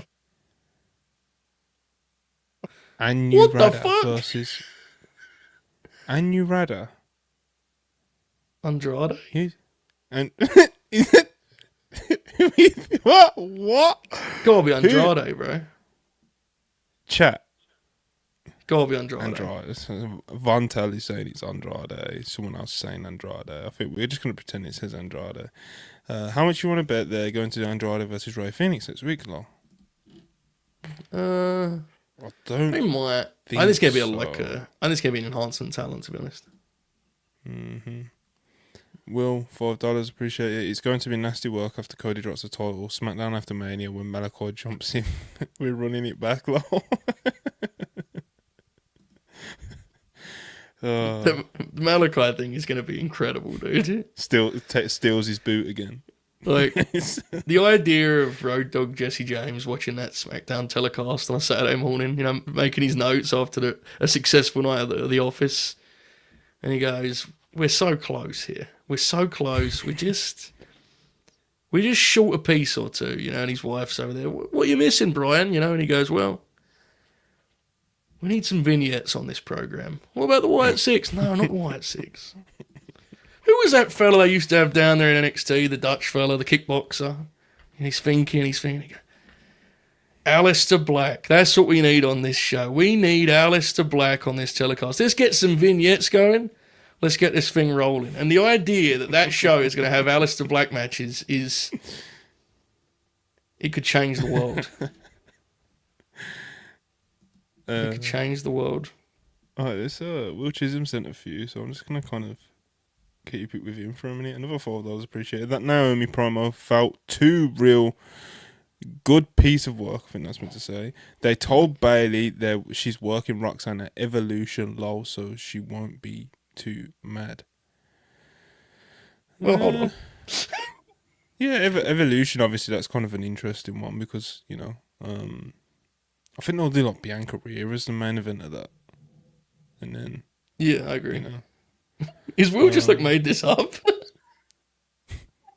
Yeah, that's what he does. I was wondering how if I missed how are you not used to... No. How you not... This is Will Chisholm's, See, you know? Because you didn't sell it, I thought you were responding like that was a real report. And I was like, what? Like, what? No, I was getting there, you know. I love the idea Evolution. That, you know, in March they're saying to Bayley, "Yeah, this is your match at Evolution here in July. Get ready," you know. Just respect. The Naomi promo, yeah. Yeah, man. Very good. As Joe said earlier, it's good stuff. It feels focused. It feels like there's a real direction to it. And Naomi is she's putting in some good performances as well. She is. As for Bayley working Roxanne at Evolution, I think it's possible, but I don't think it's quite played out like that, brother. It feels like Evolution, if it's 5 matches, is going to be very, like, multi-person heavy, doesn't it, really? Again. Oh, come on, bro. Am I wrong, though? You know, like... I don't know, man. Just let me kind of think about it until That's fair. That's fair. Sorry, bro. Wheelchairs and $4. Why do some people hate Julia wrestling? Do they? I get she's not Io or Prime Asuka and Kyrie, but they talk like her work is Eve Marie. Do they? I don't really see much of that. I do Who see is some. they? I do see some of kind of like the bigger Joshi fans who like really follow that scene. Kind of think like, you know, her in-ring work is like overrated or whatever, and she's not like at that top level like some of the people that you've just named in that super chat. But I don't think really that many people go as far as to say that like she's the hater, Yeah. you know, and she's like Eve Marie, like you say here. I like Julia's in ring. It's a real problem Grit with. to it, you know. It's a real problem with the online wrestling game in the sense of like, I saw a tweet the other day. We were just talking about Rhea Ripley. Someone said, "Man, I know she gets a lot of shit, but I don't care. I still like Rhea Ripley." And I popped huge because I was thinking like, dude, you realize she's like one of the most popular wrestlers in the world, right? Like, just because she gets some shot, you're not like in the minority for going, "I like this wrestler." People Julia get is lost generally, in the sauce, bro. yeah, 100%. People think Julia's quite good. Mechanically, I don't think anyone would accuse her of being like a super worker. Her stuff has never been that, right? No. But she's physical and she's cool and she hits hard. I like Julia. I actually think she's, by most people I talked about professional wrestling, I think she's assessed pretty much exactly how I would assess her, which is like, she's a good wrestler. $10. Appreciate you, brother. It feels like Io, Bianca, and Rhea are too nice to be sharks like Roman and The Rock. Will is on fire, bro. Io's talent alone makes her make her the right to act like how WWE sees Charlotte. Yeah. Yeah, it takes time. Sharks. Lest we forget, Roman Reigns was doing Jaws for like Shane McMahon in 2019, you know? It takes time for guys to flip the switch. You need a Paulie in your life sometimes. You know, Big Rome, he used to be king of the boys. Some people are just animals from like young. Yeah, from jump, yeah. But Roman wasn't. But that's rare, bro. Yeah, and you say Roman, so Roman definitely wasn't, you know? Yeah, 100%. Roman's whole thing was like the locker room loved him, but the fans didn't. You know, now you can tell he's just like a man on an island now. An island of relevancy, if you will. That wasn't my finest work, I apologise. I'm trying to think who are guys who are like young and they got that gene, you know. MJF. I was about to say MJF. MJF is an I was animal. gonna wait. I was gonna wait and see if there's anybody else you come up with. Yeah, MJF is an animal, bro. He's an animal. Say what you want about him. He's an animal, bro. And he's still only like he's still on the right side of 30, bro. So, you know, he ain't got to learn it. He's just gonna like slowly get better, right? You know, Yeah. like, MJF's such an animal that like he sometimes does stuff and I think, I wonder why he's doing that. And then I see like the long con. I see it all come together. I'm what a worker. I love him. Shout out to Max, but yeah, shut up, Max. Bro. Who else is there? Much love. There aren't many young wrestlers. There aren't many young top guys. Really, right? Like, there's none. You know? And wrestling's changed now, man. MJF's a beast, bro. The game's gone, you know. Someone like Miro says no yob a couple of times. Everyone wants him arrested. You know, the game's gone. I mean, it's a shame. Someone says Cerie's like, I think she's turned 28 like yesterday, but like, bro, she's not at like, you know what I mean? Like, she's not at a company, so it's like who's she gonna politic with herself on her own shows? Do you know what I mean? Like it's. I will say I've got that Mania triple threat, Roman, Seth and Punk. It's definitely one you circle in on the front of like the finish is going to be funny. You know it's going to be funny no matter what the finish is, because if Punk gets pinned, you know it's like. I mean, how does it land? Like, does they do a cool finish where Punk makes it clear to the audience I was gonna win, and then Big Rome screwed me over? Roman's winning, right? I don't know. I think Seth might win. Really? I think Big Rome is throwing out the one and saying, "Good night, God bless. Enjoy night 2, brother. I'm going home. Enjoy the after party with Big Jim. I'll see you later." Roman double stacking this match would be fucking mad. I think Roman's definitely. I think Roman's winning. I don't have a strong opinion. I could see a world where any of them win, but I'm You know what mulling it it is, bro? over. I always leap before they did that finish in the cage match. I always thought Punk's gonna beat Seth again in the Yeah. cage, and then Seth's gonna beat Punk at Mania. Like, that's what. Then they did the finish, and now I don't know. So I said Seth then, just kind of instinctually, but it's like Yeah. I don't know, bro. I have no idea, to be Do honest. you But a Roman double stack would be fucking mad. that cage match was insane. Like they had 15 minutes of a great cage match, and then I guess the referee was like, "Fellas, you have 10 more minutes here," and they just went, "Let's just do every finisher we could possibly come up with and kick out of it." There wasn't even transitioning between them. They would just do one, kick out, and then do another one, and then another one. I've never seen I anything love like the it. start, man. I love the The start. oh, I'm not sure if it brilliant. lasted 15 minutes, but Probably too much. I love yeah. the start. Yeah. Probably like It was 4. I liked it a little longer than that, but yeah, I mean, I would say the first half it was genuinely really good. Well, that's what I would say. It was great. I thought it was like great. The second like, half first. of it was like the least CM Punk match I've ever seen in my life. Like, just asking Seth what he could possibly come up with to do to him and then kicking out of it, you know? Why don't you climb to the top and stomp on me? I'll kick out. It was incredible. All right, well, last one from Will for now. Appreciate you, of course. Big up, Will. $5 again. How long will it take Roxanne, Julie, and Stephanie Vakir to be sharks? This obsession. No, we've started a thing, Joe. Like, women need to be sharks. I don't know, man. Roxanne's very young. I don't know, bro. I have no idea. How do you even answer this? I don't know, You can't, because I don't know any of them. It's just like a personality thing, Will. I don't know, man. Good shit. Alright. Jocks. Our good brother. Ibra of WP 499. Much love, brother. Grab a link if you want. No, we're probably gonna wrap up soon. You can grab a link if you want. But why do we think Fenix is getting a pre-Mania debut? Are they slipping him on the card? I think so, yeah. I think he's going to be in like a I can't US see any title reason thing. why not. Yeah. I know Ibu thinks they might do LA and Jacob, but I think they're going to do a multi-man. Maybe even a ladder match. Yeah, I feel like it would be a bit weird to introduce Phoenix with like weeks of vignettes, and he's obviously gonna have like a showcase match next week if it is like an in-ring debut, you know. And so why would you do that? Give someone that sort of juice just before Mania to not have him on the card? It don't really make sense. So, I hope so, bro. That's good shit, you know. I'm excited for him. Yeah, I think it'll be good. Penta and Ray on the Mania cards.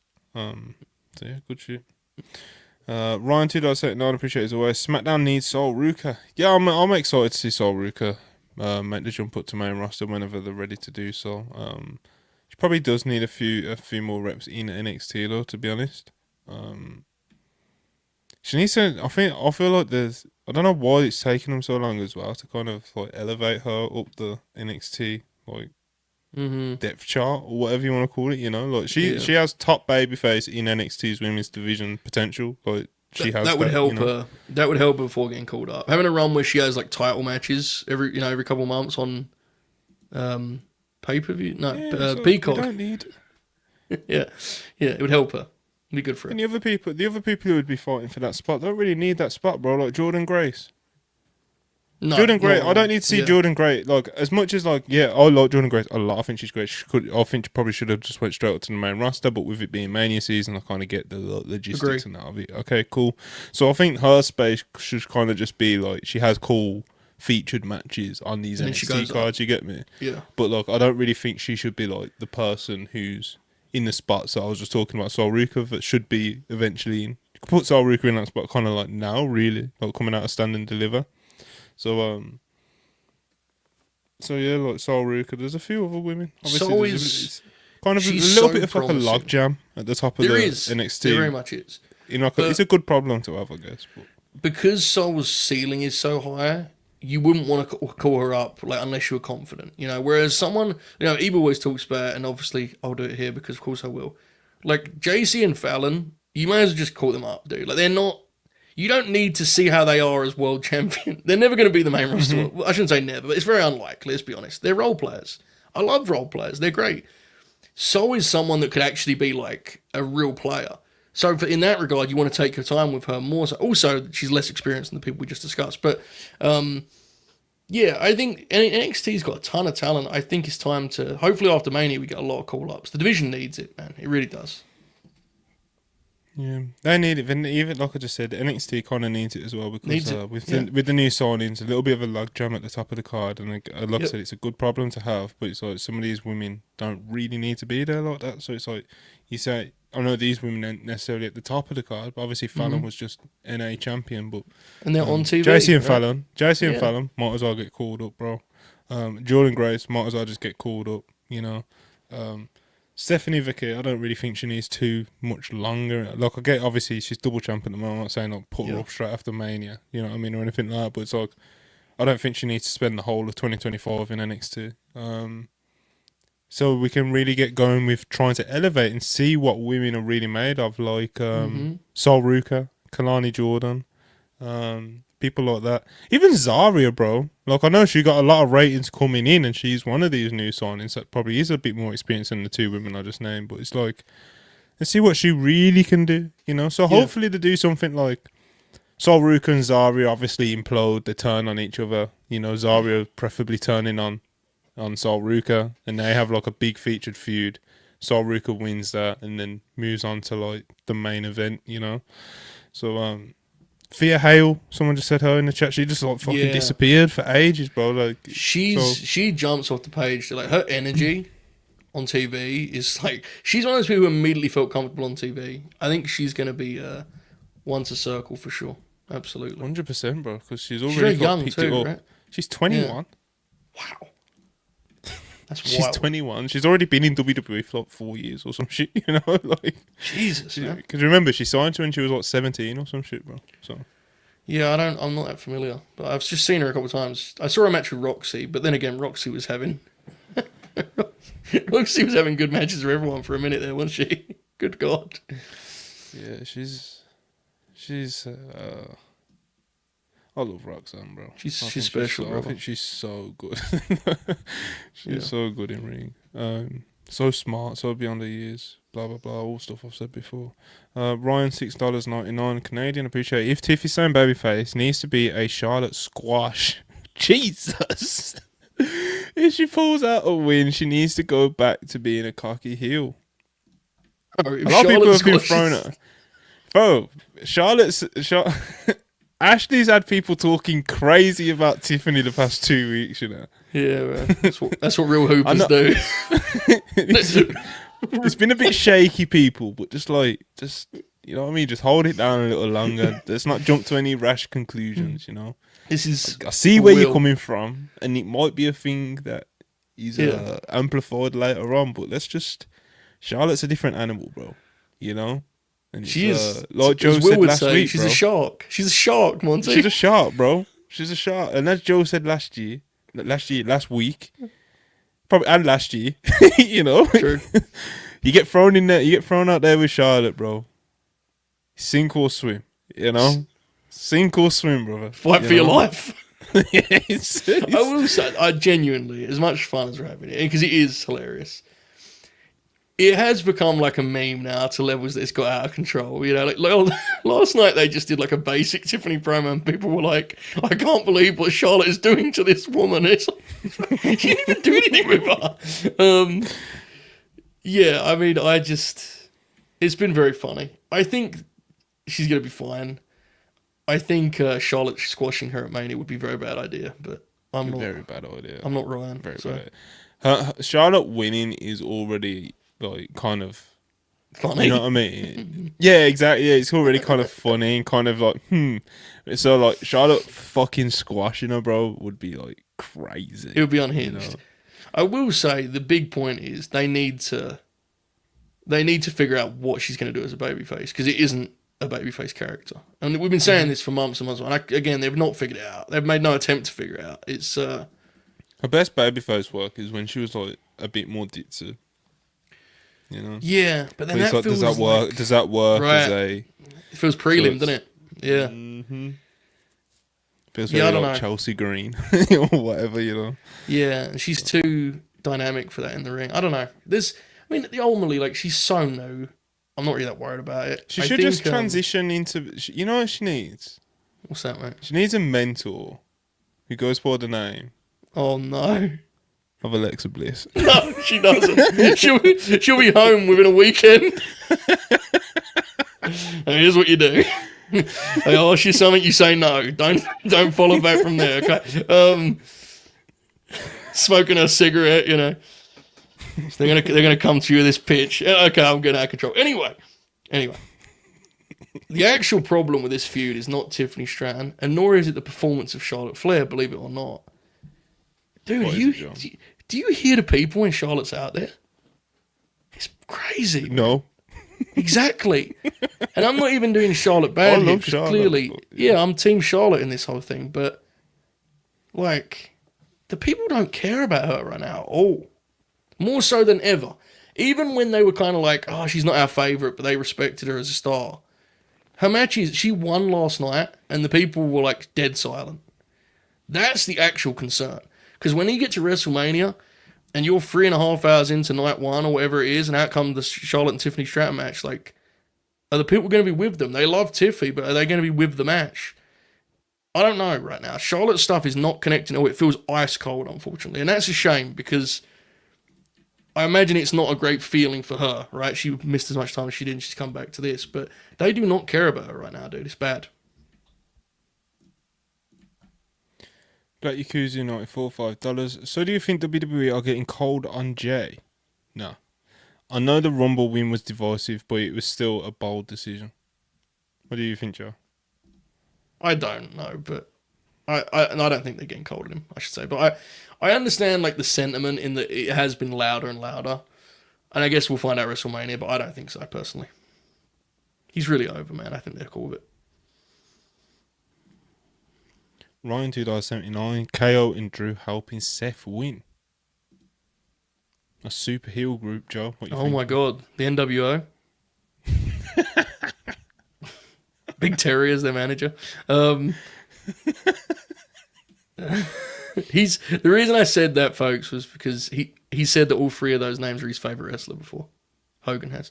That's, you know, it wasn't a sincere pitch. Anyway, Ryan is a very unique booker. Greg Gagne. We need to give him Greg's number. Yeah, we need to give him Greg's number. We may have a TV deal here coming up soon. Let's have some thoughts on this one. Yeah. I'm going to get to work on this, Ryan. Don't worry about it. See, when I think of a big heel turn out of those three in that main event, though, it's like... It's Punk, man. Punk is so money, yeah. Like the wise man with him. So, yeah. I'd love heel Punk. I got to be honest. I kind of need it. Yeah, so do I think I did like a whole thing on like a podcast or, I don't know, a voice chat or something. About how I need this. I need heel Punk, you know. Ibu WP, much love, brother, 4.99. Wrestling Observer star rating predictions for the night 1 and 2 main events, and Jay Gunny. What's a sleeper funny score for me? It's him going 4.5 on the IC 4-way. I think Tiffany and Charlotte wrestle to silence. Dave just goes 4.25. That is the funny one. Because he loves both of those gals. Night 1 main event, I think, is going to be one of the most divisive matches of the year. I think some people are going to say it's terrible, and other people are going to say it's great. I think Dave will clock in a healthy 4 stars for that one. And I think night 2, it's going to probably be long, hot crowd, 3 3/4. Jay and Gunny, 4 1/4. I don't know, man. I think... I lost my way like halfway there. Listen, I know it's a gamble, yeah. I know it's a gamble to feel like all the stars will align for Jey Uso and Gunther on the night, yeah. But I think they might. And if they do... Oh, no. I think Dave might drop like 4.5 on a Jey Uso match. You thought I was going to say like 5. Yeah, he's not dropping a 5. Honestly, he ain't. And I mean this with love, but Dave is Dave's insane at this point. You can't play this game, really, can you? He's a dangerous man with these star reigns. Very dangerous. No, but that's the fun prediction. You predict where he's going to be insane. Like you said, like Charlotte and Tiff are probably going to wrestle to silence. Dave's going to be like 4.25. You know, dude. Look, the chat said he gave the Saturday Night's Main Event match 4.5. He may actually give it 5. That would be 4.5. He gave that match. If Jey Uso gets a 5 again at Mania, he's done it before. You know, wow. If we get another J5 at this Gunther match, then I don't know, we might have to do an emergency stream like the Yo thing again. What's great about this game is you can watch the match for yourself and go, well, surely that wasn't a 5-star match, and Dave just gives it anyway. So it's like a layered experience. There's 2 pops, you know. It's good stuff.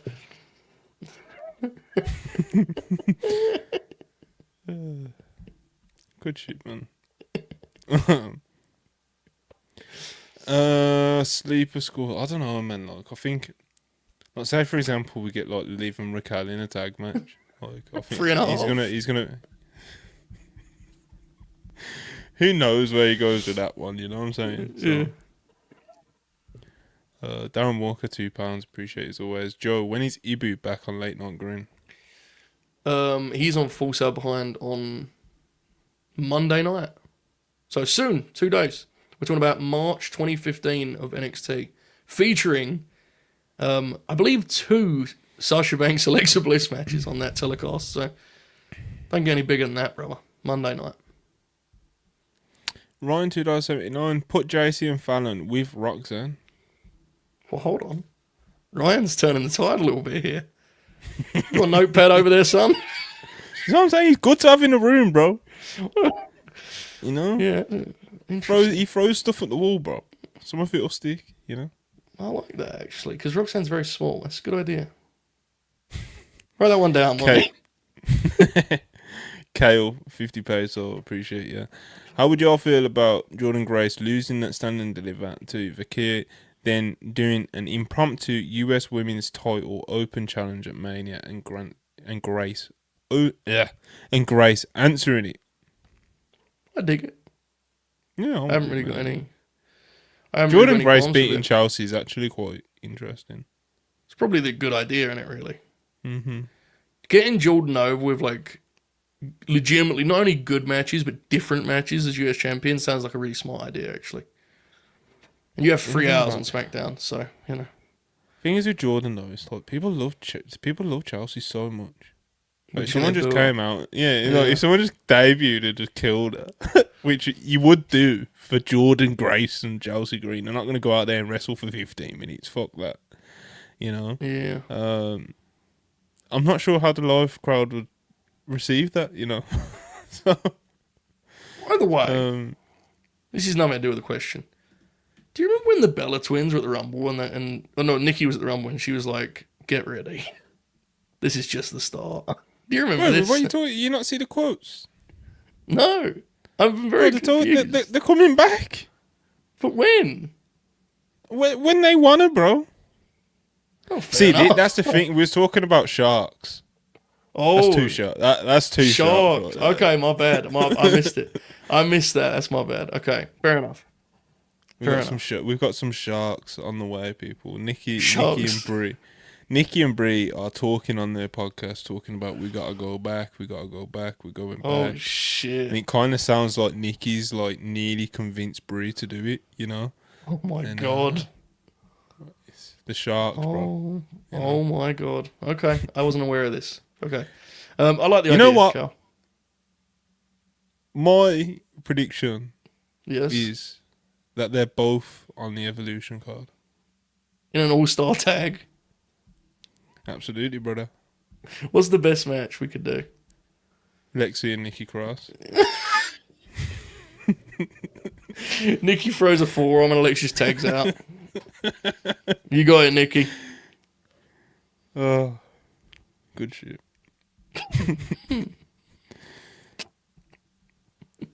Can't wait for the White Six to come back. I asked that question fully knowing what you were going to say, but we had to just do it anyway for the sake of the program, you know? It's so stupid. I never once thought you were going to say anything other than Bliss Cross, but I asked it so you could say Bliss Cross. That's a sign that we've been doing this too long, you know? just playing out higher spots to pop ourselves. No one in the audience likes it. Alley-oops, you know. Yeah, The one pop. It's so stupid.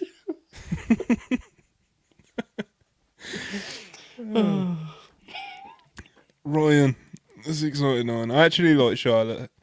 I actually like that Charlotte's been punking Tiff. She's never gone against a shark like her. She hasn't, bro. Nobody's gone against a shark like Charlotte Flair, bro.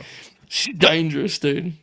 Bro, even Becky Lynch. Becky Lynch, like that belt segment. You know, like... That was crazy TV. Charlotte will stand 10 toes against anybody, bro. Yeah. She would have done that shit with Roman Reigns in the ring. Like, she don't give a fuck. So, learning experiences, bro. Tiffany will come out of this a better wrestler. Or she'll drown. Yeah. You know? Or she'll drown. And I'll have to sell all my stocks, you know? It will help her at Mania, too. Because when they get to Mania, Charlotte will make sure they get all the time they need. Like, it will help her in that regard. So, yeah, it'll be fine. Will, $5. How fast would you all call up Stephanie Vakir and where would you put her? Feels like WWE as a whole may push her big, not just in NXT. Like I said, at some point this year, I don't think you need to rush it though, but I would definitely say at some point this year because, like I said, because of the logjam at the top of the women's division in NXT, it's like, do you need Stephanie Vakir? Like, does she really need to be getting those reps? From what I've seen so far, Stephanie in NXT, I don't think she'll need that many more reps, to be honest. No. So. It's one of those things that it's a good question, but it's hard to answer because the actual answer is you call her up when you have a clear plan of attack as to what you're doing with her, right? You don't call her up and sort of go, we'll figure it out when she's here. You have a vacancy with a top star, you want to do a program, you call her up. Like, she's not someone you want to call up in this sort of, you know, whatever happens, happens. You want to have a clear plan of attack. So, to me, in an ideal world, they have that plan ready to go after Mania, and they get moving, because I think Stephanie's ready to go, and then some. And I also, like, it's not even just her work, but I have no doubts about her getting over with those crowds either, right? She's a lock to get over those crowds. So, I think you have to have a clear, you know, what's the direction, what belt is it going to be, what feud is it going to be? That's the questions to answer, but I think soon, for sure. Yeah, speaking of moving around, Mina's coming in, Joe. Just some quick thoughts on her. Yeah. People, AEW audience fucking loves her, bro. So hopefully they do. Some Yeah. good for her, man. They love her. Leaving Star and coming into AEW imminently. Yeah, it's not surprising. It kind of felt inevitable, right? After her TV appearances. Yeah. You said she got over the live crowd. I thought her work translated like good to TV too. In some ways, actually, it helped. In terms of just kind of like bite-sized stuff, but I mean, she's going to do really good. And the division is in a much better place than it has been, you know, previously. So hopefully Mina will help. There's still a ways to go, don't be wrong, but Mina's someone that you can send out there and she'll get a reaction. And that's always important. So 100%. Good pick up for sure. Yeah, definitely. And obviously outgoings with AEW. So Saraya's been doing like this little press run the past like week. You know, she's got a book coming out. She just started this podcast, and obviously she announced on this first episode of her podcast that she is leaving AEW, and you know she thanked for her time there, and she seems to be leaving on pretty good terms. Yeah, apparently it was a matter of her requesting her release, getting her release early, a few months early, and yeah, man, it'd be interesting to see where she ends up. I do think there's a very good chance she ends up back in WWE in some capacity. Yeah, maybe. I don't know. It depends what she wants to do, in the sense that, like, I actually think she could be quite good as a manager. And I think you kind of saw that when she was like a supporting character for the last stretch of her AEW run, you know? When she was kind of doing those Rampage things. I think she could be good at that. If she wants to wrestle, then I don't really... Like, you can find stuff for her to do, but is the juice worth the squeeze, I guess would be the question, you know? Because you really will have to book around her. Because I don't think I'm talking out of turn, so like, she physically just can't really do real matches at this point. Like, her matches were like smoke and mirror jobs, right? Is that something worthwhile? I don't know. There's stuff for her to do on TV. Wrestling full time, like I don't see a I ton feel there, like to I be honest feel with you. like with Soraya, I feel like there's a good chance she's like, quote, got it out of her system. I tend to agree. You know, she's got out of her system now, and I would lean on the side of thinking that she would go back to WWE in a like, you know, a talking role, or even just like fucking. I just think like even if she doesn't sign a deal there, I think she's like showing up in some capacity, even if it's in the fucking crowd at fucking I agree. the Hall of Fame or something. Like she's showing up there because unless, as you said, depending on what she wants to do, unless she's like adamant, like, oh, I want to wrestle, I want to be pushed, etc., etc., etc., then obviously that could make things fall apart. But in a general sense, I think WWE will try and bring her back because it's, bro, regardless of whatever anybody rates her as or whatever, it's like she's popular. She's no, but it's not even just that. It's like she's kind of historically significant in WWE law, you know. So it's like I can imagine that's somebody that they want under their deal, and obviously when it came to like her wanting to wrestle, they weren't ready to clear her or let her wrestle, so they let her get out of there, get it out of the system, and I would not be surprised at all if she's back pretty soon. I would, if I was her friend, which I am definitely not. I would recommend. Yep, very sure.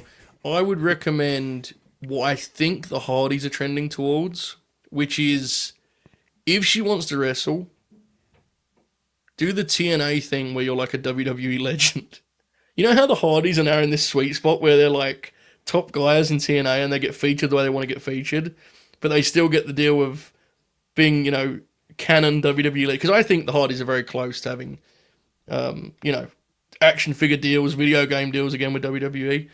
I think that would make sense for Saraya because I will say this, and it's not something I necessarily want to see or care to see, but a wrestling booker could very easily craft a narrative and a story for Saraya. Like, very easily. It's been a pretty wild ride. And that would be a much better fit in a smaller stage. In the same way that, using that Hardys comparison, the Hardys in TNA are basically like rock and roll in Smoky Mountain, right? They're like the attraction. If they were in WWE, yeah, the crowd would love them and they would cheer when they're Hardys, but it's not. There's so many stars, it's not the same. So, I think Saraya's a similar situation. Again, if she wants to wrestle. If she doesn't want to wrestle, Legends deal, Hall of Fame, video games, action figures, manager, general manager, whatever. You know, that I think that's a natural fit, definitely. Yeah, I agree.